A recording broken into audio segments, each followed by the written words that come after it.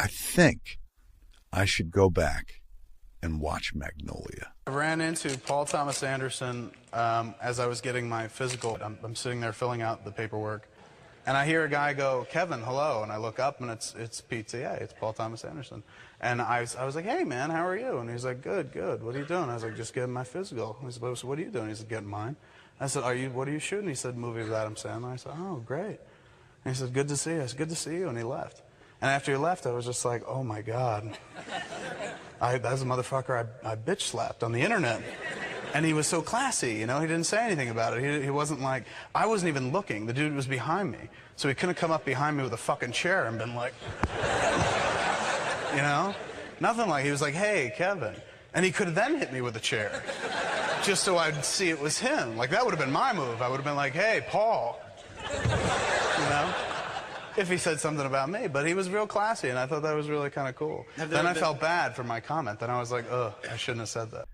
One of the stupidest things I've ever done in this life. Years ago, in 1999, when Dogma came out, it was the same year Magnolia came out. So Magnolia is coming out, or it's out, and it's getting blown. Everyone loves Magnolia, and all the critics. It was fucking fantastic. What an achievement. And, you know, Dogma was not getting the same kind of love. And so there I was reading my message board at viewaskew.com, and somebody was like, "Hey, man, what'd you think of Magnolia?" or something like that. And, you know, a modern day Kevin Smith would just move the fuck on. You know, probably not even respond to that post. But fucking young, stupid, juvenile, jealous, fucking angry young man. I have a very conflicted relationship with young Kevin Smith. He's my hero because he got me here, and look at the life I get to lead. But like, cringe, bro. Sometimes he says some shit. I remember this. Who the fuck did I remember? Think he was? This is when I started getting into you, but I remember this, and maybe it's because of Magnolia fan. Whatever, and Jay and Silent Bob Strike Back. Fuck Jay and Silent Bob. Fuck them up their stupid asses. Who the fuck said that shit? He calls himself a Magnolia fan. You cemented it into the View Askew universe. Yes. I was like, where's my Oscar fucking talk? Like a jealous bitch. Yeah, it's true. I could say that now. You are also coming off of an Indie Spirit Award for Chasing Amy and writing. Did that have something to do with it? With me thinking of awards? And just kind of being like, where the fuck am I in all of this? How come they're not fucking talking about awards for Dogma? That's what I was like so like baffled by. I'm like, oh my God, if you gave me awards for Clerks and, you know, you shit in my mouth from all rats, but you gave me awards for Chasing Amy, like Dogma is like way bigger and better than both of those films. Like, and don't get me wrong, like Dogma was received incredibly well. Right. But when compared to somebody else, I never thought I was an awards person, but my whole career started with an awards movie. Clerks won the Filmmakers Trophy at Sundance. It won the Prix de la Jeunesse at Cannes, International Critics Week at Cannes. Chasing Amy, though, like gets a standing ovation at fucking Sundance. Joey gets nominated for a Golden Globe. You know, Dogma was, as we were making it, it was financed because it was like, this is going to win awards. Because and look at that cast and blah, blah, blah. So as, you know, the fucking year was ending and like all the chatter was about Magnolia and none of the chatter was about Dogma, and this person asked this question on the View Askew message board. This apparently is what I write. Ready? This is what fucking angry young Kevin Smith wrote. Mind you, with no good reason to be angry. He was getting everything he wanted in life except the attention that Paul Thomas Anderson was getting for his, let's admit it, far superior film, Magnolia. Here we go. Young Kev Smith. Get ready to cringe. They sent me an Academy Screener DVD this week. I'll never watch it again, but I will keep it. I'll keep it right on my desk as a constant reminder that a bloated sense of self-importance is the most unattractive quality in a person or their work. And then apparently I also likened it to a cinematic root canal. Whoa. Whoa, bro. Not only is it just like, why would you even fucking bother saying something? But it's also like, you know, dude, you're punching way too up. You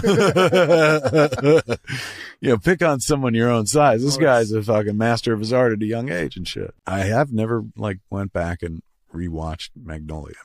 But I couldn't remember much about it other than Tom Cruise and Jason Robards and the frogs, which was where I was like, and also I think that's what like pushed me over the edge, where I'm like, all right, so the fucking frogs in this movie, like people are talking about the biblical fucking, I'm like, I just made a whole fucking biblical movie, bitch.